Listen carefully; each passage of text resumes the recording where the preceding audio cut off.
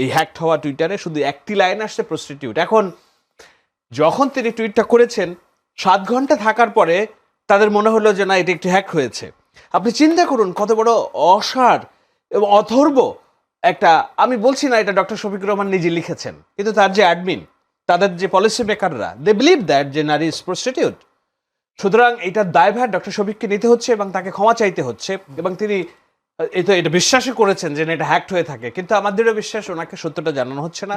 এইটা যারা জামাতের পলিসি নির্ধারণ করে, যারা বিশ্বাস করে, জামাত পরিচালিত করে এবং তাদের যে পরিচালিত বট বাহিনী, সবাই মনে করে নারী হচ্ছে প্রস্টিটিউট। একমাত্র ঢাকা বিশ্ববিদ্যালয়ের সুন্দরী ম্যাডাম মোনামি এবং ঝুমা ইনকলাব মঞ্চের এই দুইজন বাদে। একটু শাহেদ আলমের কাছে যেতে। শাহেদ আলম, আজকে দিন জুড়ে সবচেয়ে বেশি একেবারে যেটা বলে হট টক যেটা বলে, আজকে যে একটা জামাত আমিরের একটা ফেসবুক অ্যাকাউন্ট হ্যাক হয়েছে বলা হচ্ছে, এবং যদিও বলে একটা পোস্ট হয়েছে, এই পোস্টের বিরুদ্ধে যা ছাত্র দলের পক্ষ থেকে ঢাবি থেকে বিক্ষোভ করেছে আমরা দেখেছি।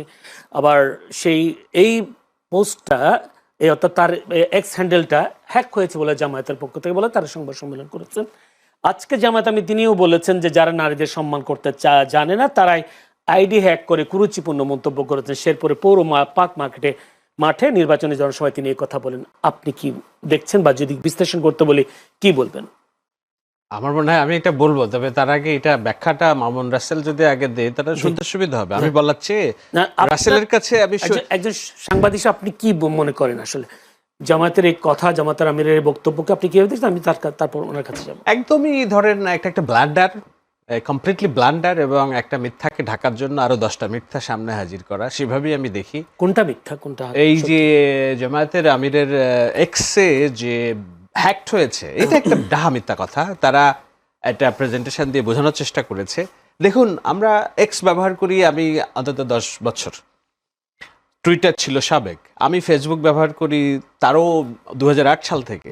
জীবনে কোনোদিন আমার ফেসবুক এক্স হ্যাকড হয় নাই, কেননা আমি আমার সমস্ত কিছুকে নিয়ন্ত্রণ করার আগ দিয়ে আমার সোশ্যাল হ্যান্ডেলকে আমি কমপ্লিট সিকিউরিটি দিয়েছি। জীবনে কোনো দিনের জন্য হ্যাক হয় নাই।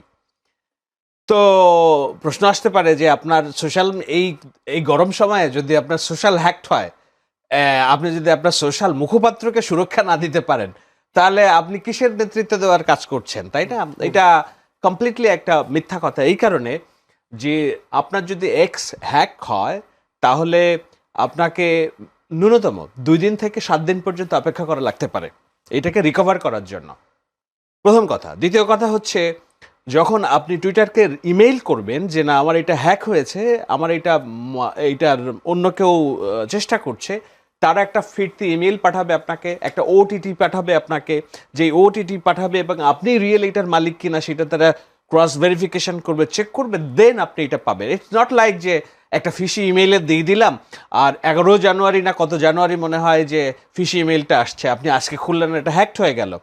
মোদ্দা কথা হলো, যার মনে যা ফাল দিয়ে ওঠে তা। জামায়াতের আগের দিন এক নেতা বলছেন যে ঢাকা বিশ্ববিদ্যালয় ডাকসুর আগে বেশ্যাখানা ছিল। সাংবাদিক নুরুল কবির অভিযোগ করেছেন যে আমার মা মরে যেয়ে ভালো হয়েছে, কেননা আমার মৃত মাকেও বেশ্যা বলে গালি দেয় এই জামায়াত ইসলামের কর্মী সমর্থকরা। শফিকুল ইসলাম মাসুদ একটা পোস্ট শেয়ার করেছেন ওই টুইটারের স্ক্রিনশট নিয়ে, জামায়াত নেতা, যে আমিরে জামায়াতের সাথে আমি সম্পূর্ণভাবে একমত, আমাদের বেশি বাড়াবাড়ি করার দরকার নাই, ঘটনার পরম্পরাগুলো দেখেন। এবং আল জাজিরাতে যে সাক্ষাৎকার দিয়েছেন আমিরে জামায়াত, তার একটা লাইন বাইরে তিনি ওই টুইটারে আসে নাই, শুধু একটা শব্দ এসছে, it's another form of prostitution. অর্থাৎ নারীকে জামায়াত ইসলামী মনে করে যারা প্রস্টিটিউট, যারা বাইরে আসে কাজ করতে, তার মনে এইটা, সুতরাং ফল দিয়ে উঠবে এটাই। তার পক্ষে যারা বয়ান উৎপাদন করে সোশ্যাল মিডিয়াতে, আমি নাম ধরে বলতে পারি কিন্তু তাতে আপনার চাপ আসবে, তারা প্রত্যেকটা নারীকে মনে করে খাট যোদ্ধা, তারা মনে করে যে এটা গনিমতের মাল। সো এই যে মনস্তত্ত্ব, এটা জামাত ইসলামের রক্তে মগজে, তারা নারীকে এই চোখে দেখে। এবং বললাম তো, ডক্টর শফিকুর রহমান যেই সাক্ষাৎকার দিয়েছেন আল জাজিরাতে, তার বাইরে একটি লাইন আসে নাই এই হ্যাকড হওয়া টুইটারে, শুধু একটি লাইন আসছে প্রস্টিটিউট। এখন যখন তিনি টুইটটা করেছেন 7 ঘন্টা থাকার পরে তাদের মনে হলো যে না, এটা একটি হ্যাক হয়েছে। আপনি চিন্তা করুন কত বড় অসার এবং অথর্ব একটা। আমি বলছি না এটা ডক্টর শফিকুর রহমান নিজে লিখেছেন, কিন্তু তার যে অ্যাডমিন, তাদের যে পলিসি মেকাররা দে বিলিভ দ্যাট যে নারী ইজ প্রস্টিটিউট। সুতরাং এটার দায়ভার ডক্টর শফিককে নিতে হচ্ছে এবং তাকে ক্ষমা চাইতে হচ্ছে, এবং তিনি এটা বিশ্বাসই করেছেন যে এটা হ্যাক্ট হয়ে থাকে, কিন্তু আমাদেরও বিশ্বাস ওনাকে সত্যটা জানানো হচ্ছে না। এইটা যারা জামাতের পলিসি নির্ধারণ করে, যারা বিশ্বাস করে, জামাত পরিচালিত করে এবং তাদের যে পরিচালিত বট বাহিনী, সবাই মনে করে নারী হচ্ছে প্রস্টিটিউট। একমাত্র ঢাকা বিশ্ববিদ্যালয়ের সুন্দরী ম্যাডাম মোনামি এবং ঝুমা ইনকলাব মঞ্চের এই দুইজন বাদে আর সব নারী তাদের কাছে একই, খাটযোদ্ধা, prostitute. That's very disrespectful, very frustrating, and this is complete, this is disgusting. But আমি খুশি যে এটার বিরুদ্ধে সারা দেশে প্রতিবাদ হয়েছে, গার্মেন্টস শ্রমিকরা রাস্তায় নেমে এসেছে, ঢাকা বিশ্ববিদ্যালয়ের শিক্ষার্থীরা রাস্তায় নেমে এসেছে। জামায়াত ইসলাম আজ করতে পেরেছেন যে ব্লান্ডারটা কোথায়, তারা সরাসরি ক্ষমা চেয়েছেন।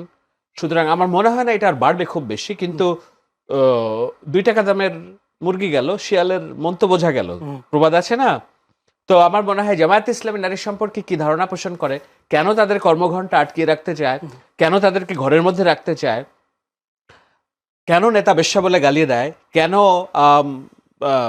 যারা তাদের বিরুদ্ধে আচরণ করে রাজনৈতিক পলিসির, ইনক্লুডিং মি, যে একটা নুরুল কবির সাংবাদিক সবার মা বোনকে বেশ্যা বলে গালি দেয়, এটা হলো তাদের রাজনীতি এটা। এবং আমার মনে হয় রাসেল, আল মামুন রাসেলদেরকে একটু কাজ করতে হবে এই জায়গা থেকে বেরিয়ে আসার জন্য। আমার একটা প্রশ্ন, যে ঢাকা ইউনিভার্সিটির সবগুলো কিছুতে একজন ছাত্রী কি ভোট দিয়েছেন, অন্য ছাত্রীরা ভোট দেননি, শিক্ষার্থীরা? কোথায়? ঢাকা বিশ্ববিদ্যালয়ে যে কথাটা বললেন। না, আমি বলছি পাবলিক প্লেসে যারা লেখালেখি করেন তাদের মধ্যে ইনকলাব মঞ্চের ঝুমা, যে ডাকসু ধরে লড়ছে, এবং শিক্ষিকা মনামি, এই দুইজনকে ছাড়া আর কাউকে শিবির শ্রদ্ধার চোখে দেখে না। এই দুজনকে নারী মনে করে, বাকি সবাইকে মানে এটা জেনেও তারপরে ঢাকা বিশ্ববিদ্যালয় তাদেরকে ভোট দিয়েছে। এখন আমি ঢাকা বিশ্ববিদ্যালয়ের ভোট নিয়ে ব্যাপক স্কেপটিক্যাল। না যেহেতু তুললে ধন্যবাদ, আমি স্কেপটিক্যাল।